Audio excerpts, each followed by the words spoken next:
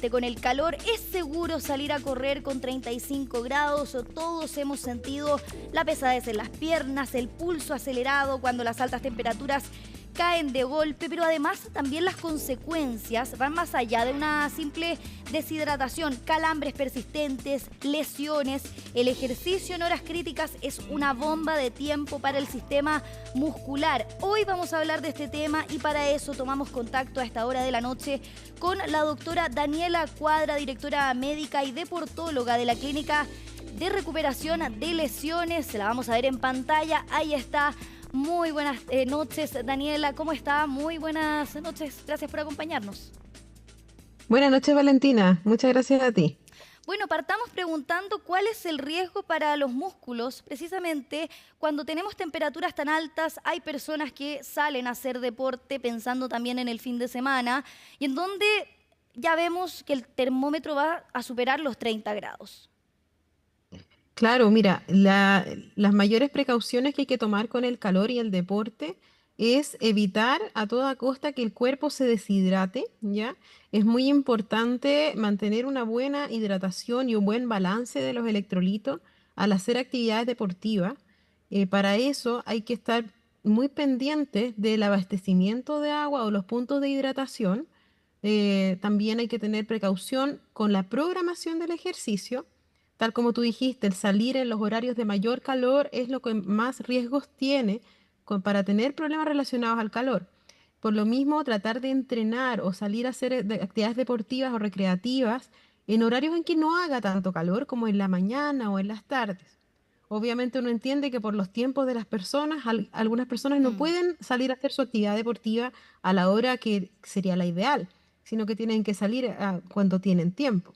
Para esas personas, la recomendación es usar una vestimenta adecuada Mm. para evitar el sobrecalentamiento, ya que sean ropas que sean transpirables, que sean ventilables, Mm. protegerse del sol y del calor usando un factor solar, protector solar alto, y retocándolo cada 2 horas idealmente y mantenerse hidratado, ya sea andar con cantimploras o tener puntos de hidratación durante su salida al exterior, Doctora. ¿ya? Y también, ¿sí?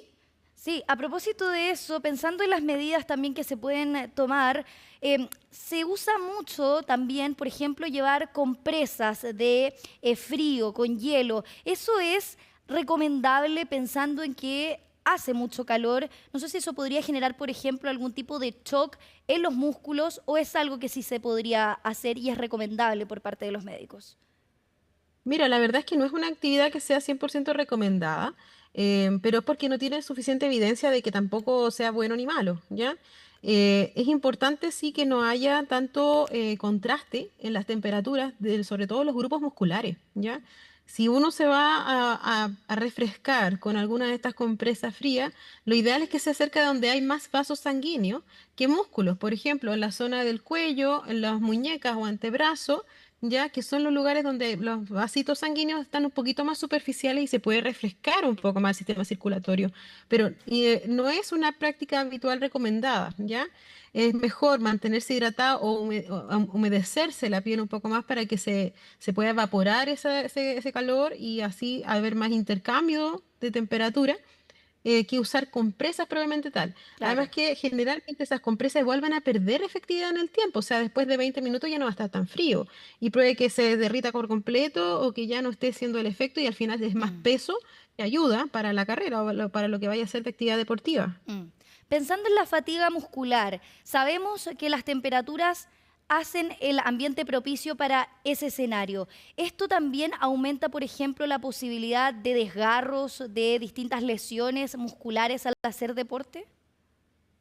Lo que más aumenta la posibilidad de tener lesiones es la deshidratación del músculo. Por eso es importante dentro de la nutrición, el músculo adentro de él tiene la energía para poder moverse, ¿ya? Y dentro de esa energía, el glicógeno es un azúcar que es el que permite que se pueda trabajar en la musculatura, etcétera. Pero para que pueda ser utilizado ese nutriente de manera apropiada, tiene que haber agua, tiene que estar hidratado y tiene que haber sustrato, es decir, entrenamiento con alimentación, ¿ya? No tratar de no estar sin nutrientes, alimentarse bien previamente a la actividad deportiva.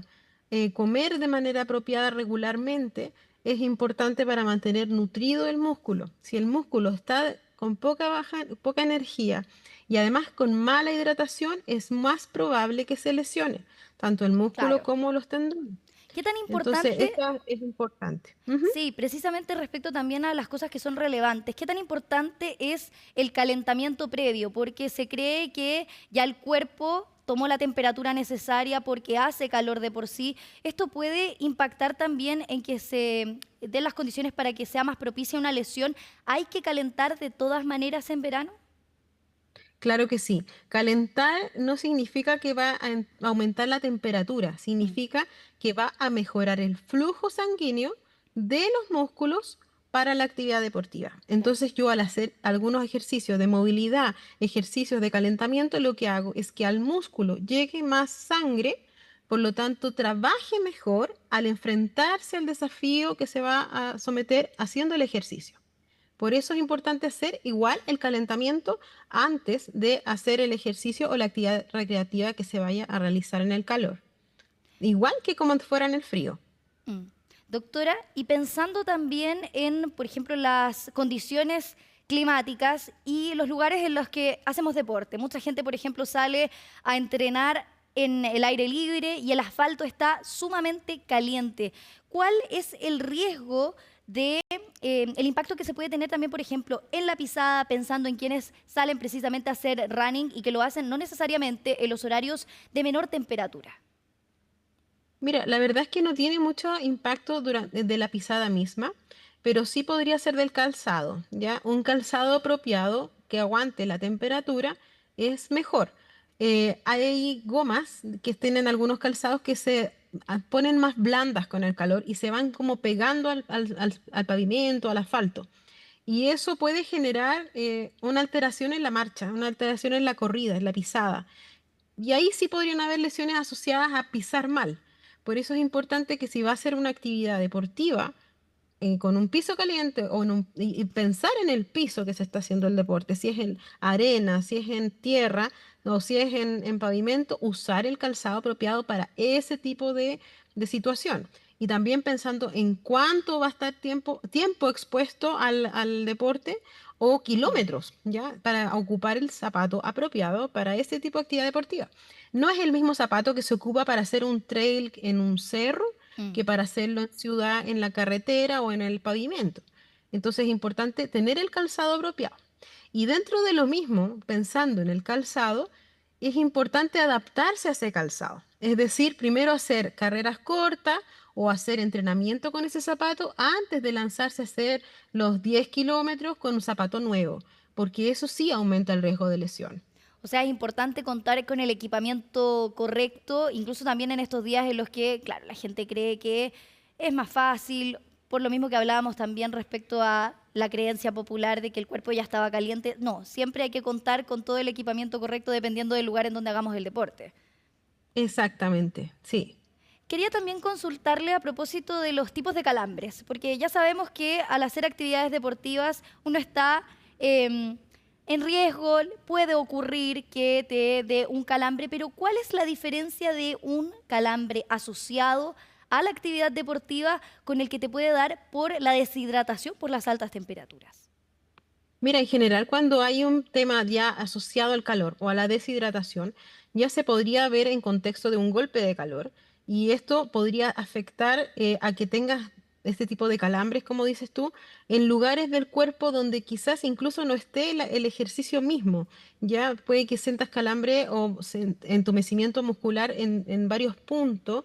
Quizás también es un calambre más suave, es más una sensación de tirantez que pueden estar ocurriendo en diferentes partes del cuerpo.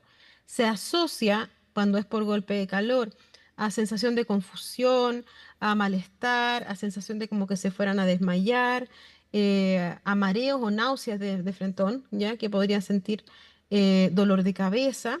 Y eso Bueno, podría indicar más un golpe de calor y que por eso esté sintiendo estos calambres, a que sea un calambre propiamente tal solamente por ejercicio, en el cual mm, se sometió a un músculo, a una actividad mm.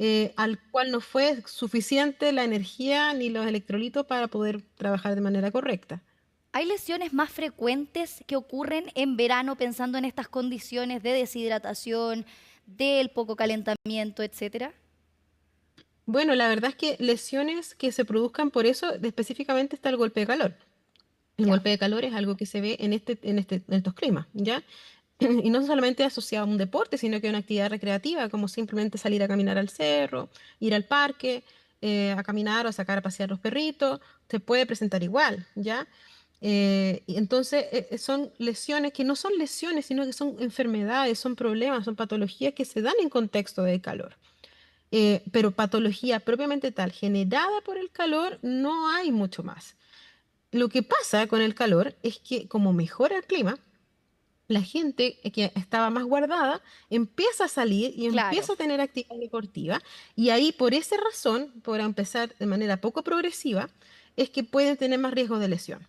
Completamente. Y a propósito de eso, de estas personas que quizás a lo largo del año, cuando las temperaturas bajan, no salen tanto, y pensando, por ejemplo, en los adultos mayores, en los niños que cuando ya llega el verano salen a hacer actividades al aire libre, ¿cuáles son las recomendaciones que se le puede dar a esos dos grupos que salen con más frecuencia ahora que se instala el verano?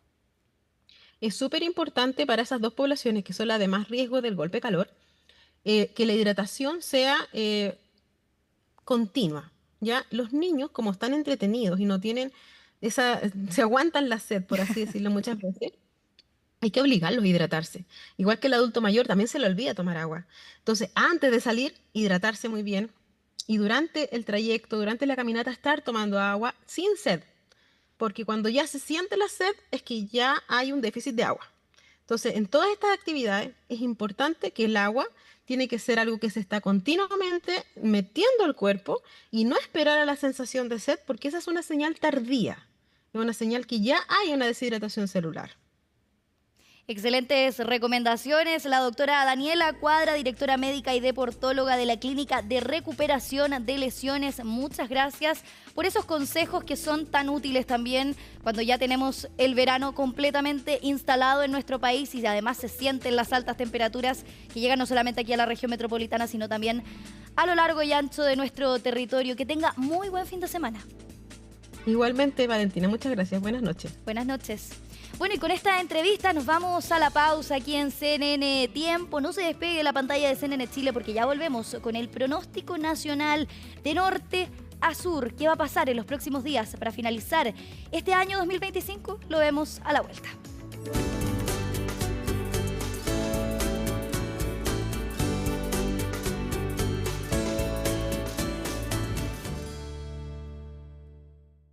La eficiencia en la seguridad de su empresa nace cuando